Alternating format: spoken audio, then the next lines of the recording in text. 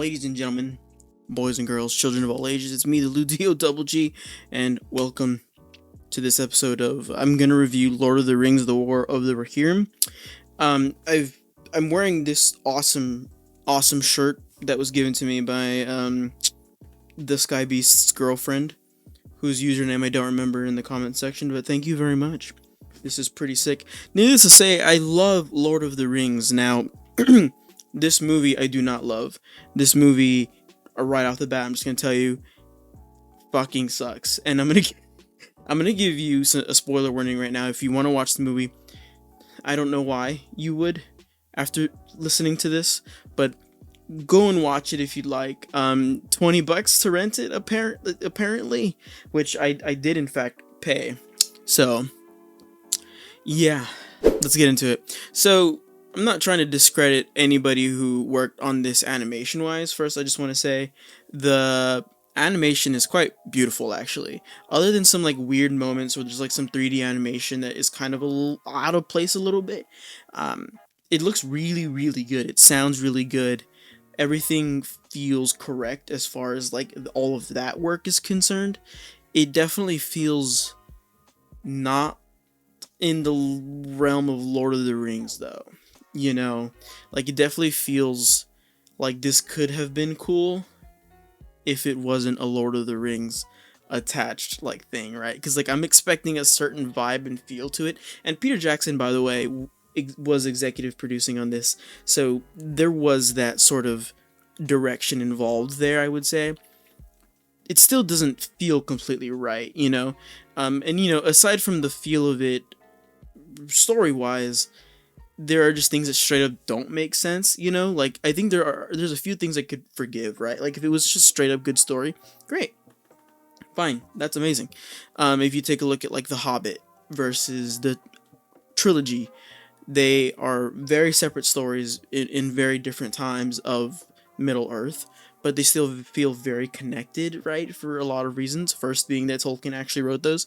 This feels not like in the world, you know. It feels like it's trying really hard to be something between like a Studio Ghibli and and I know Studio Ghibli is in fact anime, but an anime fight shonen kind of thing. Anyway, so I'm gonna get into more specifics here in a moment, but yeah, those are like general feelings surrounding it. So the first thing I'm gonna say, Hera, our main antagonist, our redheaded queen, we get introduced to her as this like crazy, more like a man kind of woman, you know? Like they're like, oh, she's so wild and free and crazy, and she's all about being like this cool warrior, and like she's touching an eagle at one of the eagles at one point, and you're like, yeah, that's fucking awesome. Well, as the story progresses, we don't see a lot of that. Like, we keep being told that she's wild and free and like crazy and like, but like still like supposed to be like our hero. I never feel any of that, you know. I never see her do anything wild or free. She's always being guarded by her father, who is Helm Hammerhand, who we'll get into in a moment here. He's our second point here. She never feels like how they describe her, you know. I feel like instead of showing us as the audience, because that may have been too expensive, which by the way, budget of $30 million, so not like crazy, but also not like small, you know. It's not like Into the Spider-Verse level of expensive. However, it looks really nice, so obviously they were able to do a lot with what they had, right? So they just decided to tell us that she was wild and free, but never showed us. So that kind of, to me, didn't really make her that likable. There are moments where I'm like, okay, that was cool, or you know, fight sequences or whatever, but once again, that's a credit to the animators versus like the storytelling there. She has a decent duel at the end with Wolf, which, by the way, what a name for the antagonist. WULF. Wolf. But that's kind of it, you know. She's supposed to save us from Wolf, and instead she's like, no, Wolf, I don't want to marry you because I am wild and free, but I'm gonna hide and not do anything wild or free. So really, I'm just any normal princess, not wild and free. So that's my main issue with her. It's just that she isn't what is presented to us as the audience, which would be fine, which would be okay if they hadn't just made it a point to be like Hera is wild and free. There are plenty of other things I could ramble on about as far as she's concerned, but that's kind of like the main thing for me. Moving on to our second point here, Helm Hammerhand, he is the absolute fucking goat. He is a god. He is probably, other than the animation and the visuals, he is the best part of this, and not for any other reason other than he is fucking strong as fuck, and like for some reason a goddamn beefcake. Like, the dude is so strong when he was attacking Wolf's army by himself, by the way. They thought he was a wraith, a Nazgul created by, you know, the villain of the whole fucking series, right?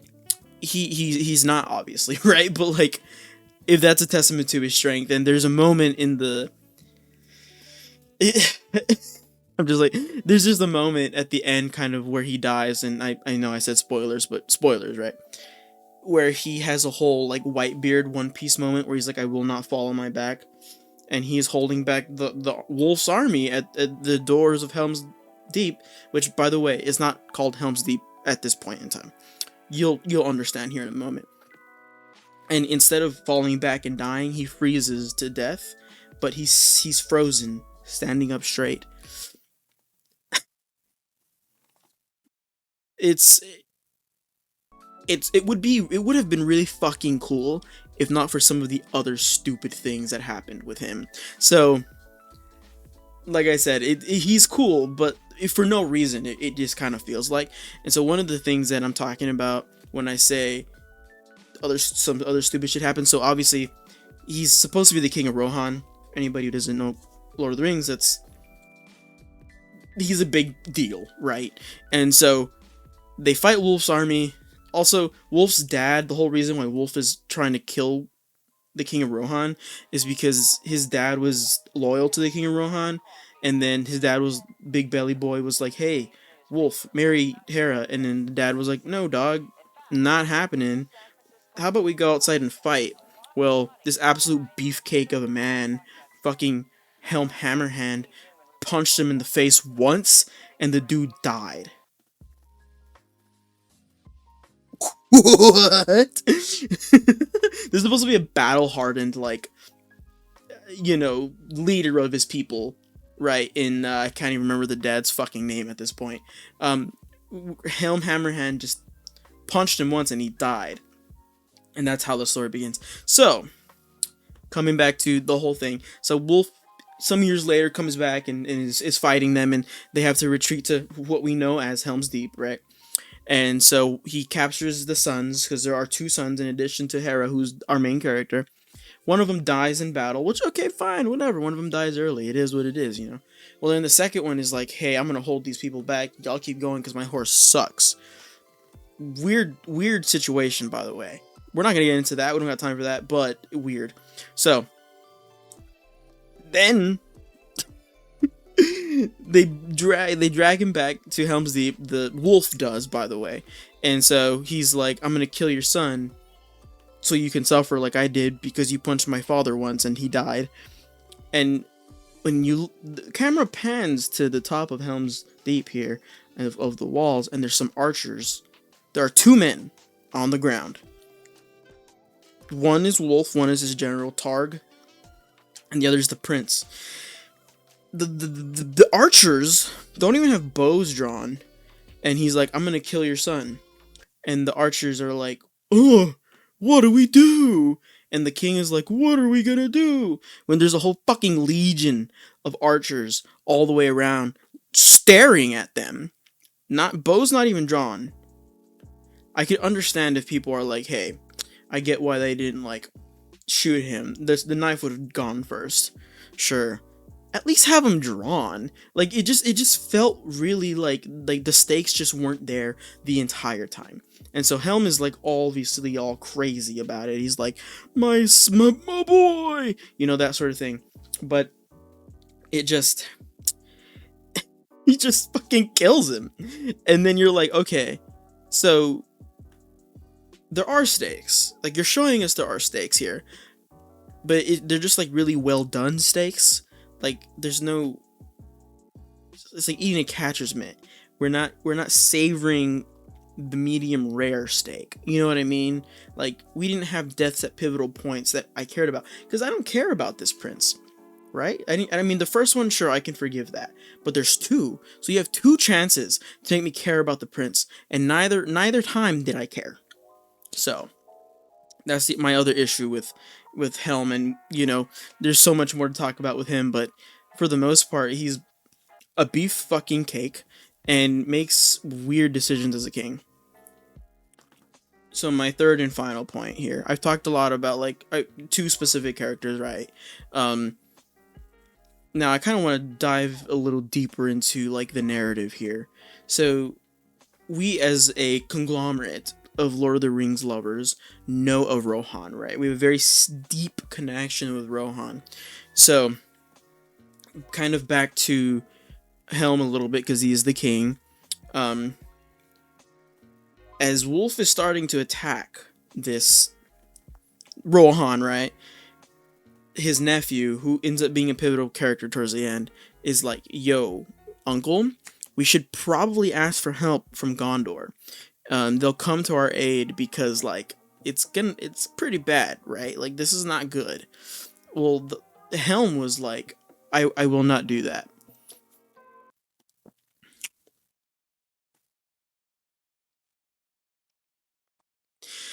And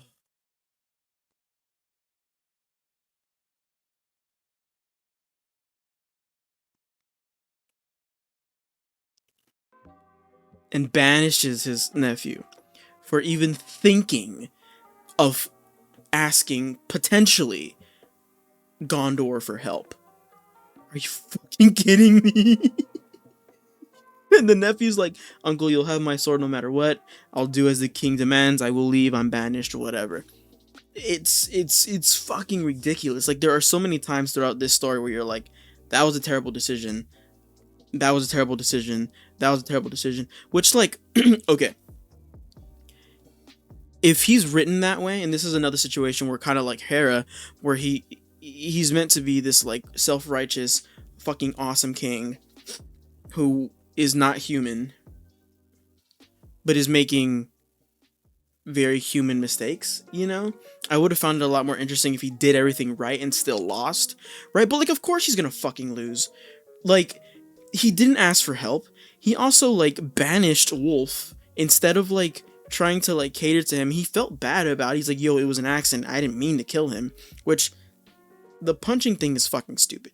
However, of course he's gonna lose. So us as the audience is like, oh, we're not at all surprised that Wolf came in with a band of misfits, unorganized but really brutal, and destroyed you.